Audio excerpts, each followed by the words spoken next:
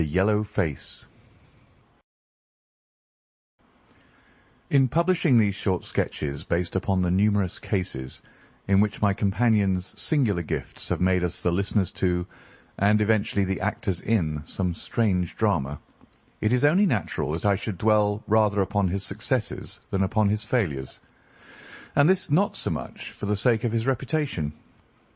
For, indeed, it was when he was at his wit's end that his energy and his versatility were most admirable. But because where he failed, it happened too often that no one else succeeded, and that the tale was left forever without a conclusion. Now and again, however, it chanced that even when he erred, the truth was still discovered. I have noted of some half-dozen cases of the kind. The adventure of the Musgrave Ritual and that which I am about to recount are the two which present the strongest features of interest. Sherlock Holmes was a man who seldom took exercise for exercise's sake. Few men were capable of greater muscular effort, and he was undoubtedly one of the finest boxers of his weight that I have ever seen. But he looked upon aimless bodily exertion as a waste of energy, and he seldom bestirred himself save when there was some professional object to be served. Then he was absolutely untiring and indefatigable. That he should have kept himself in training under such circumstances is remarkable, but his diet was usually of the sparest, and his habits were simple to the verge of austerity. Save for the occasional use of cocaine, he had no vices, and he only turned to the drug as a protest against the monotony of existence when cases were scanty and the papers uninteresting. One day in early spring he had so far relaxed as to go for a walk with me in the park, where the first faint shoots of green were breaking out upon the elms, and the sticky spear heads of the chestnuts were just beginning to burst into their fivefold leaves. For 2 hours we rambled about together, in silence for the most part, as befits two men who know each other intimately. It was nearly 5 before we were back in Baker Street once more. "Beg pardon, sir," said our page boy as he opened the door. "There's been a gentleman here asking for you, sir." Holmes glanced reproachfully at me. "So much for afternoon walks," said he. "Has this gentleman gone, then?" "Yes, sir." "Didn't you ask him in?" "Yes, sir. He came in." "How long did he wait?" "Half an hour, sir. He was a very restless gentleman, a-walking and a-stamping all the time he was here. I was waiting outside the door, sir, and I could hear him. At last he outs into the passage, and he cries, 'Is that man never going to come?' Those were his very words, sir. 'You only need to wait a little longer,' says I. 'Then I'll wait in the open air, for I feel half choked,' says he. 'I'll be back before long.' And with that he ups and he outs, and all I could say wouldn't hold him back." "Well, well, you did your best," said Holmes as we walked into our room. "It's very annoying, though, Watson. I was badly in need of a case, and this looks, from the man's impatience, as if it were of importance. Hullo, that's not your pipe on the table. He must have left his behind him. A nice old briar with a good long stem of what the tobacconists call amber. I wonder how many real amber mouthpieces there are in London. Some people think that a fly in it is a sign. Well, he must have been disturbed in his mind to leave a pipe behind him which he evidently values highly." "How do you know that he values it highly?" I asked. "Well, I should put the original cost of the pipe at 7 6d. Now it has, you see, been twice mended, once in the wooden stem and once in the amber. Each of these mends, done, as you observe, with silver brands, must have cost more than the pipe did originally. The man must value the pipe highly when he prefers to patch it up rather than buy a new one with the same money." "Anything else?" I asked, for Holmes was turning the pipe about in his hand and staring at it in his peculiar pensive way. He held it up and tapped on it with his long, thin forefinger, as a professor might who was lecturing on a bone. "Pipes are occasionally of extraordinary interest," said he. "Nothing has more individuality, save perhaps watches and bootlaces. The indications here, however, are neither very marked nor very important. The owner is obviously a muscular man, left-handed with an excellent set of teeth, careless in his habits, and with no need to practise economy. My friend threw out the information in a very off-hand way, but I saw that he cocked his eye at me to see if I had followed his reasoning. "You think a man must be well-to-do if he smokes a 7-shilling pipe," said I. "This is Grosvenor mixture, at 8 pence an ounce," Holmes answered, knocking a little out on his palm. "As he might get an excellent smoke for half the price, he has no need to practise economy." "And the other points?"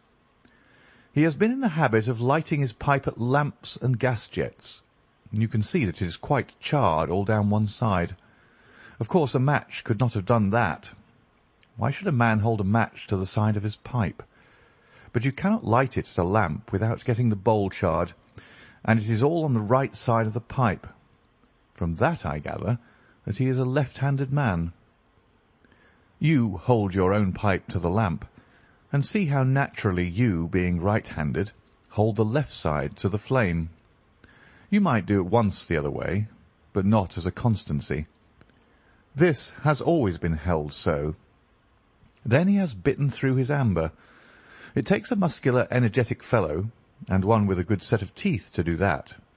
But if I am not mistaken, I hear him upon the stair, so we shall have something more interesting than his pipe to study." An instant later our door opened, and a tall young man entered the room. He was well but quietly dressed in a dark grey suit, and carried a brown wide-awake in his hand. I should have put him at about 30, though he was really some years older. "I beg your pardon," said he, with some embarrassment. "I suppose I should have knocked. Yes, of course I should have knocked. The fact is that I am a little upset, and you must put it all down to that." He passed his hand over his forehead like a man who is half-dazed, and then fell rather than sat down upon a chair. "I can see that you have not slept for a night or two," said Holmes, in his easy, genial way. "That tries a man's nerves more than work, and more even than pleasure. May I ask how I can help you?" "I wanted your advice, sir. I don't know what to do, and my whole life seems to have gone to pieces." "You wish to employ me as a consulting detective?" "Not that only. I want your opinion as a judicious man, as a man of the world. I want to know what I ought to do next. I hope to God you'll be able to tell me." He spoke in little sharp, jerky outbursts, and it seemed to me that to speak at all was very painful to him, and that his will all through was overriding his inclinations. "It's a very delicate thing," said he. "One does not like to speak of one's domestic affairs to strangers. It seems dreadful to discuss the conduct of one's wife with two men whom I have never seen before.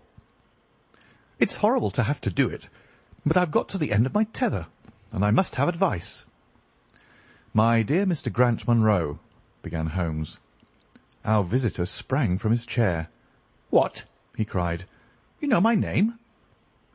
"If you wish to preserve your incognito," said Holmes, smiling, "I would suggest that you cease to write your name upon the lining of your hat, or else that you turn the crown towards the person whom you are addressing. I was about to say that my friend and I have listened to a good many strange secrets in this room, and that we have had the good fortune to bring peace to many troubled souls. I trust that we may do as much for you. Might I beg you, as time may prove to be of importance, to furnish me with the facts of your case without further delay?" Our visitor again passed his hand over his forehead, as if he found it bitterly hard. From every gesture and expression I could see that he was a reserved, self-contained man, with a dash of pride in his nature, more likely to hide his wounds than to expose them. Then suddenly, with a fierce gesture of his closed hand, like one who throws reserve to the winds, he began. "The facts are these," said he. "I am a married man, and have been so for 3 years. During that time my wife and I have loved each other as fondly and lived as happily as any two that ever were joined. We have not had a difference, not one, in thought or word or deed. And now, since last Monday, there has suddenly sprung up a barrier between us, and I find that there is something in her life and in her thought of which I know as little as if she were the woman who brushes by me in the street. We are estranged, and I want to know why." Now, there is one thing that I want to impress upon you before I go any further. Mr. Holmes, Effie loves me. Don't let there be any mistake about that. She loves me with her whole heart and soul, and never more than now. I know it.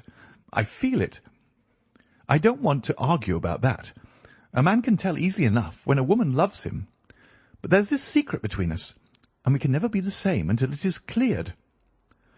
Kindly let me have the facts, Mr. Monroe, said Holmes with some impatience. I'll tell you what I know about Effie's history. She was a widow when I met her first, though quite young, only 25. Her name then was Mrs. Hebron. She went out to America when she was young and lived in the town of Atlanta, where she married this Hebron, who was a lawyer with a good practice. They had one child, but the yellow fever broke out badly in the place, and both husband and child died of it. I have seen his death certificate. This sickened her of America, and she came back to live with a maiden aunt at Pinner in Middlesex. I may mention that her husband had left her comfortably off, and that she had a capital of about £4,500, which had been so well invested by him that it returned an average of 7%. She had only been 6 months at Pinner when I met her. We fell in love with each other, and we married a few weeks afterwards. I am a hop merchant myself, and as I have an income of £700 or £800, we found ourselves comfortably off, and took a nice £80 a year villa at Norbury. Our little place was very countrified, considering that it is so close to town. We had an inn and 2 houses a little above us, and a single cottage at the other side of the field which faces us, and except those, there were no houses until you got half-way to the station. My business took me into town at certain seasons, but in summer I had less to do. And then, in our country home, my wife and I were just as happy as could be wished. I tell you that there never was a shadow between us until this accursed affair began. There's one thing I ought to tell you before I go further. When we married, my wife made over all her property to me, rather against my will, for I saw how awkward it would be if my business affairs went wrong. However, she would have it so, and it was done. Well, about 6 weeks ago she came to me. "Jack," said she, "when you took my money, you said that if ever I wanted any, I was to ask you for it." "Certainly," said I. "It's all your own." "Well," said she, "I want £100. I was a bit staggered at this, for I had imagined it was simply a new dress or something of the kind that she was after. "What on earth for?" I asked. "Oh," said she, in her playful way, "you said that you were only my banker, and bankers never ask questions, you know." "If you really mean it, of course you shall have the money," said I. "Oh, yes, I really mean it." "And you won't tell me what you want it for?" "Some day, perhaps, but not just at present, Jack." So I had to be content with that, though it was the first time that there had ever been any secret between us. I gave her a cheque, and never thought any more of the matter. It may have nothing to do with what came afterwards, but I thought it only right to mention it. Well, I told you just now that there is a cottage not far from our house. There is just a field between us, but to reach it you have to go along the road and then turn down a lane. Just beyond it is a nice little grove of Scotch firs, and I used to be very fond of strolling down there, for trees are always a neighbourly kind of thing. The cottage had been standing empty this 8 months, and it was a pity, for it was a pretty 2-storied place, with an old-fashioned porch and honeysuckle about it. I have stood many a time and thought what a neat little homestead it would make. Well, last Monday evening I was taking a stroll down that way when I met an empty van coming up the lane, and saw a pile of carpets and things lying about on the grass plot beside the porch. It was clear that the cottage had at last been let. I walked past it and wondered what sort of folk they were who had come to live so near us, and as I looked, I suddenly became aware that a face was watching me out of one of the upper windows. I don't know what there was about that face, Mr. Holmes, but it seemed to send a chill right down my back. I was some little way off, so that I could not make out the features, but there was something unnatural and inhuman about the face. That was the impression that I had, and I moved quickly forwards to get a nearer view of the person who was watching me. But as I did so, the face suddenly disappeared, so suddenly that it seemed to have been plucked away into the darkness of the room. I stood for 5 minutes thinking the business over and trying to analyse my impressions. I could not tell if the face were that of a man or a woman. It had been too far from me for that. But its colour was what had impressed me most. It was of a livid, chalky white, and with something set and rigid about it, which was shockingly unnatural.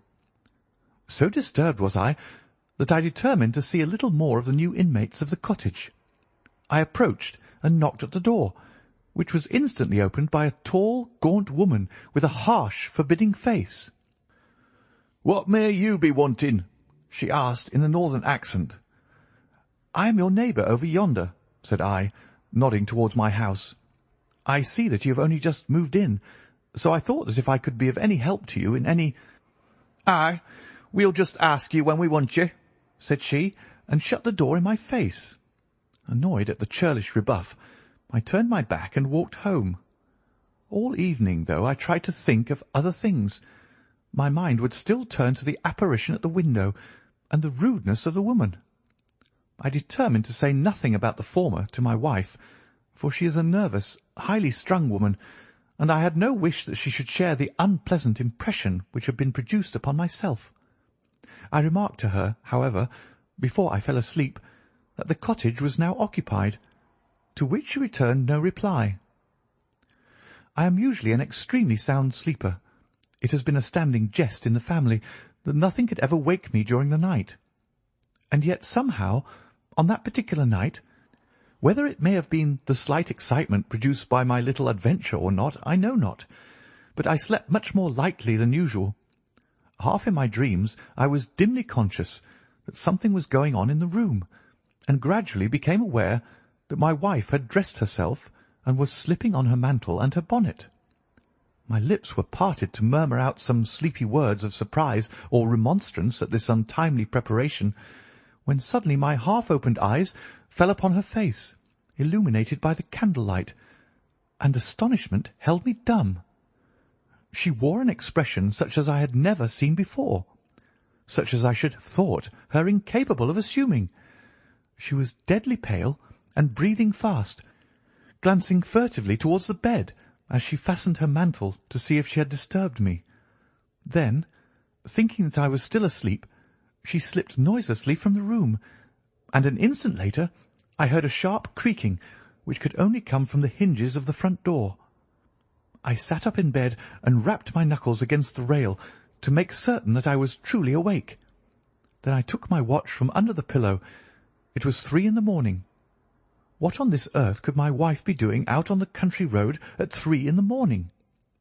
I had sat for about 20 minutes, turning the thing over in my mind and trying to find some possible explanation.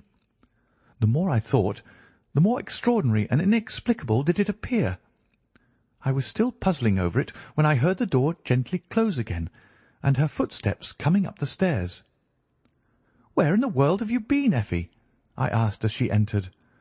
She gave a violent start and a kind of gasping cry when I spoke, and that cry and start troubled me more than all the rest, for there was something indescribably guilty about them.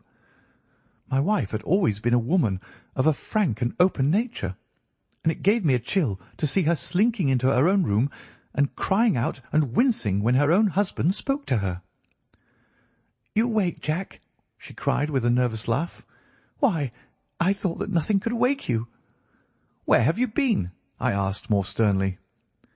"I don't wonder that you're surprised," said she, and I could see that her fingers were trembling as she undid the fastenings of her mantle. "Why, I never remember having done such a thing in my life before. The fact is that I felt as though I were choking, and had a perfect longing for a breath of fresh air. I really think that I should have fainted if I had not gone out. I stood at the door for a few minutes, and now I am quite myself again." All the time she was telling me this story, she never once looked in my direction, and her voice was quite unlike her usual tones. It was evident to me that she was saying what was false. I said nothing in reply, but turned my face to the wall, sick at heart, with my mind filled with 1,000 venomous doubts and suspicions. What was it that my wife was concealing from me? Where had she been during that strange expedition? I felt that I should have no peace until I knew, and yet I shrank from asking her again after once she had told me what was false. All the rest of the night I tossed and tumbled, framing theory after theory, each more unlikely than the last. I should have gone to the city that day, but I was too disturbed in my mind to be able to pay attention to business matters. My wife seemed to be as upset as myself, and I could see from the little questioning glances which she kept shooting at me that she understood that I disbelieved her statement, and that she was at her wits' end what to do.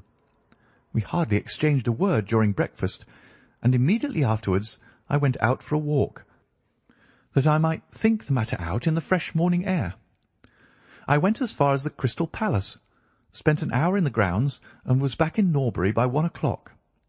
It happened that my way took me past the cottage, and I stopped for an instant to look at the windows and to see if I could catch a glimpse of the strange face which had looked out at me on the day before. As I stood there, imagine my surprise, Mr. Holmes, when the door suddenly opened and my wife walked out. I was struck dumb with astonishment at the sight of her, but my emotions were nothing to those which showed themselves upon her face when our eyes met. She seemed for an instant to wish to shrink back inside the house again, and then, seeing how useless all concealment must be, she came forward with a very white face and frightened eyes, which belied the smile upon her lips. "Ah, Jack," she said, "I have just been in to see if I can be of any assistance to our new neighbours. Why do you look at me like that, Jack? You are not angry with me?" "So," said I, "this is where you went during the night." "What do you mean?" she cried. "You came here. I am sure of it. Who are these people, that you should visit them at such an hour?" "I have not been here before." "How can you tell me what you know is false?" I cried. "Your very voice changes as you speak. When have I ever had a secret from you? I shall enter that cottage, and I shall probe the matter to the bottom." "No, no, Jack, for God's sake!" she gasped in uncontrollable emotion. Then, as I approached the door, she seized my sleeve and pulled me back with convulsive strength. "I implore you not to do this, Jack," she cried. "I swear that I will tell you everything some day, but nothing but misery can come of it if you enter that cottage." Then, as I tried to shake her off, she clung to me in a frenzy of entreaty. "Trust me, Jack," she cried. "Trust me only this once. You will never have cause to regret it. You know that I would not have a secret from you if it were not for your own sake. Our whole lives are at stake in this. If you come home with me, all will be well. If you force your way into that cottage, all is over between us." There was such an earnestness, such despair in her manner, that her words arrested me, and I stood irresolute before the door. "I will trust you on one condition, and on one condition only," said I at last. "It is that this mystery comes to an end from now. You are at liberty to preserve your secret, but you must promise me that there shall be no more nightly visits, no more doings which are kept from my knowledge. I am willing to forget those which are past if you will promise that there shall be no more in the future." "I was sure that you would trust me," she cried, with a great sigh of relief. "It shall be just as you wish. Come away. Oh, come away up to the house." Still pulling at my sleeve, she led me away from the cottage. As we went, I glanced back, and there was that yellow, livid face watching us out of the upper window. What link could there be between that creature and my wife? Or how could the coarse, rough woman whom I had seen the day before be connected with her? It was a strange puzzle, and yet I knew that my mind could never know ease again until I had solved it. For 2 days after this I stayed at home, and my wife appeared to abide loyally by our engagement, for, as far as I know, she never stirred out of the house. On the 3rd day, however, I had ample evidence that her solemn promise was not enough to hold her back from this secret influence which drew her away from her husband and her duty. I had gone into town on that day, but I returned by the 2:40 instead of the 3:36, which is my usual train. As I entered the house, the maid ran into the hall with a startled face. "Where is your mistress?" I asked. "I think that she's gone out for a walk," she answered. My mind was instantly filled with suspicion. I rushed upstairs to make sure that she was not in the house. As I did so, I happened to glance out of one of the upper windows, and saw the maid with whom I had just been speaking running across the field in the direction of the cottage. Then, of course, I saw exactly what it all meant. My wife had gone over there, and had asked the servant to call her if I should return. Tingling with anger, I rushed down and hurried across, determined to end the matter once and forever. I saw my wife and the maid hurrying back along the lane, but I did not stop to speak with them. In the cottage lay the secret which was casting a shadow over my life. I vowed that, come what might, it should be a secret no longer. I did not even knock when I reached it, but turned the handle and rushed into the passage. It was all still and quiet upon the ground floor.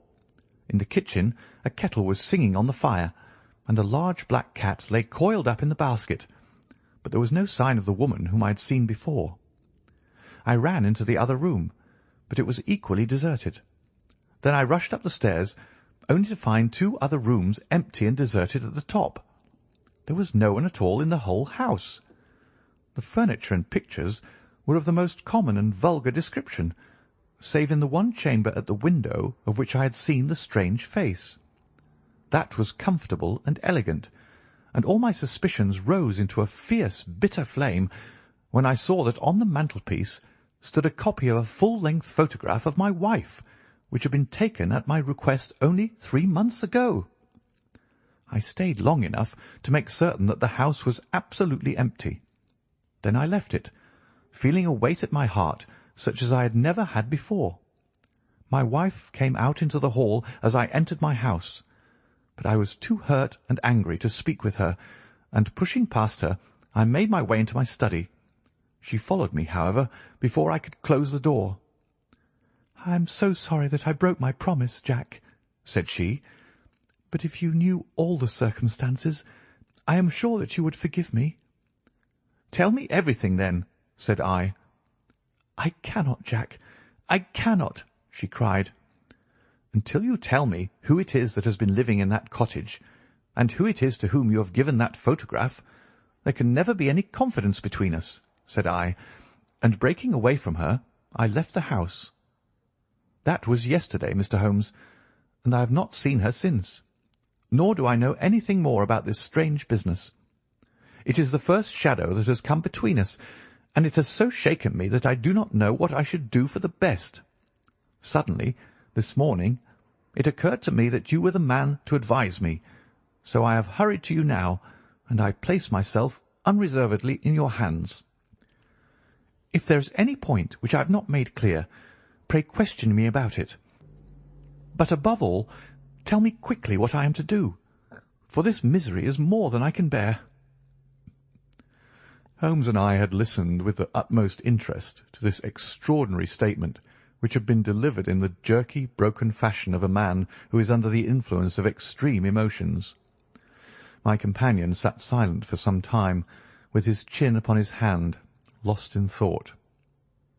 "Tell me," said he at last, "could you swear that this was a man's face which you saw at the window?" "Each time that I saw it, I was some distance away from it, so that it is impossible for me to say." "You appear, however, to have been disagreeably impressed by it." "It seemed to be of an unnatural colour, and to have a strange rigidity about the features.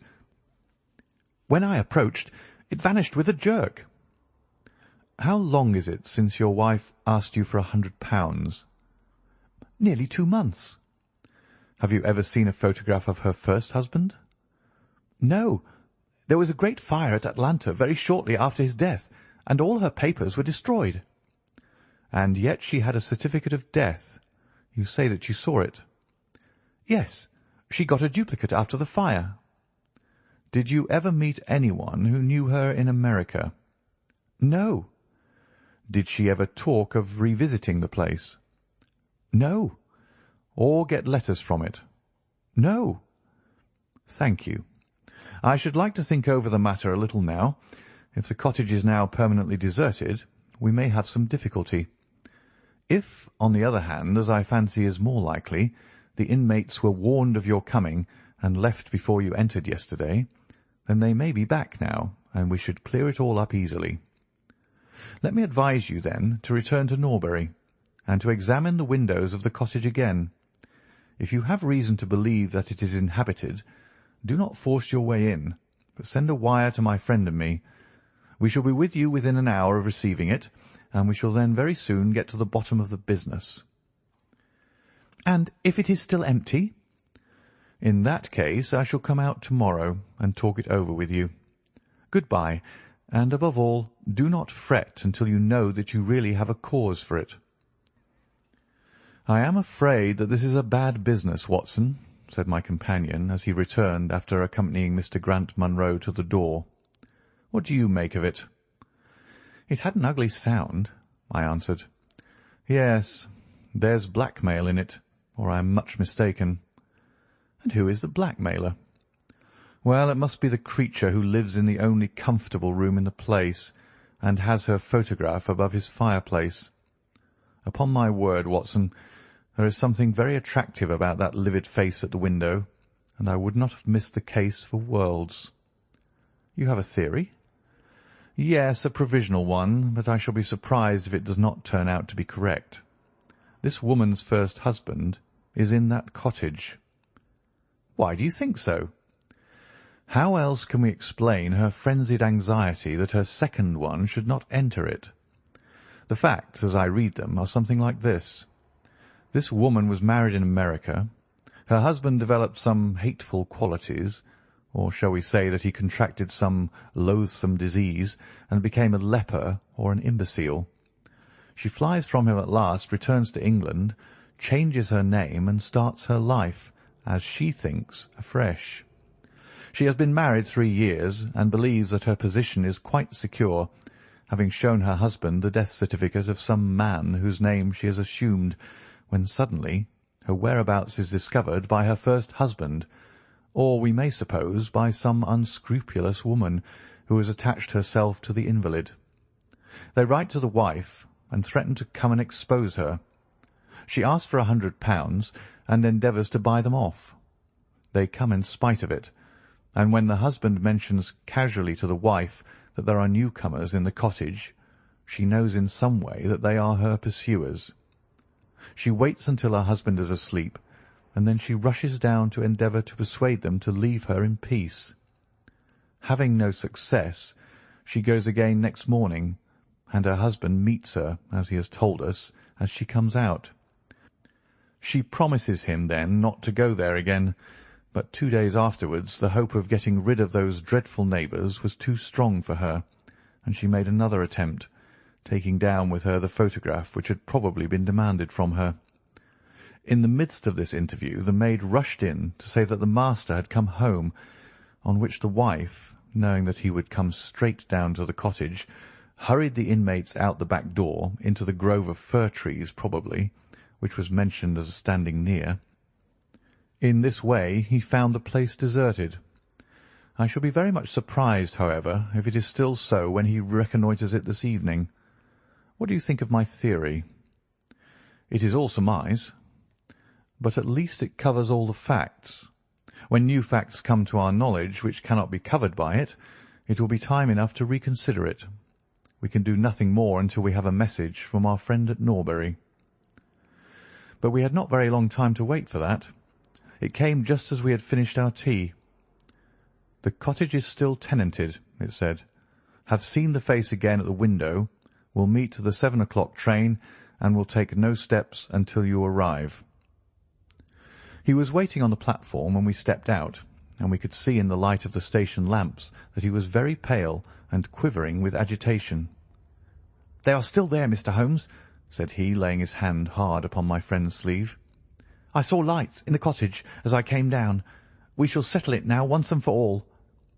"What is your plan, then?" asked Holmes, as he walked down the dark, tree-lined road. "I am going to force my way in and see for myself who is in the house. I wish you both to be there as witnesses." You are quite determined to do this, in spite of your wife's warning that it is better that you should not solve the mystery." "Yes, I am determined." "Well, I think that you are in the right. Any truth is better than indefinite doubt. We had better go up at once. Of course, legally, we are putting ourselves hopelessly in the wrong, but I think that it is worth it." It was a very dark night, and a thin rain began to fall as we turned from the high road into a narrow lane, deeply rutted, with hedges on either side. Mr. Grant Monroe pushed impatiently forward, however, and we stumbled after him as best we could. "There are the lights of my house," he murmured, pointing to a glimmer among the trees. "And here is the cottage which I am going to enter." We turned a corner in the lane as he spoke, and there was the building close beside us. A yellow bar falling across the black foreground showed that the door was not quite closed, and one window in the upper story was brightly illuminated. As we looked, we saw a dark blur moving across the blind. "There is that creature!" cried Grant Monroe. "You can see for yourselves that someone is there. Now follow me, and we shall soon know all." We approached the door, but suddenly a woman appeared out of the shadow and stood in the golden track of the lamplight. I could not see her face in the darkness, but her arms were thrown out in an attitude of entreaty. "For God's sake, don't, Jack!" she cried. "I had a presentiment that you would come this evening. Think better of it, dear. Trust me again, and you will never have cause to regret it." "I have trusted you too long, Effie," he cried sternly. "Leave go of me. I must pass through. My friends and I are going to settle this matter once and for ever." He pushed her to one side, and we followed closely after him. As he threw the door open, an old woman ran out in front of him and tried to bar his passage, but he thrust her back, and an instant afterwards we were all upon the stairs. Grant Monroe rushed into the lighted room at the top, and we entered at his heels. It was a cosy, well-furnished apartment, with 2 candles burning upon the table and 2 upon the mantelpiece. In the corner, stooping over a desk, there sat what appeared to be a little girl. Her face was turned away as we entered, but we could see that she was dressed in a red frock and that she had long white gloves on. As she whisked round to us, I gave a cry of surprise and horror. The face which she turned towards us was of the strangest livid tint, and the features were absolutely devoid of any expression. An instant later the mystery was explained. Holmes, with a laugh, passed his hand behind the child's ear. A mask peeled off from her countenance, and there was a little coal-black negress, with all her white teeth flashing in amusement at our amazed faces. I burst out laughing, out of sympathy with her merriment, but Grant Monroe stood staring, with his hand clutching his throat. "My God!" he cried. "What can be the meaning of this?" "I will tell you the meaning of it," cried the lady, sweeping into the room with a proud, set face. "You have forced me against my own judgment to tell you, and now we must both make the best of it. My husband died at Atlanta. My child survived." "Your child?"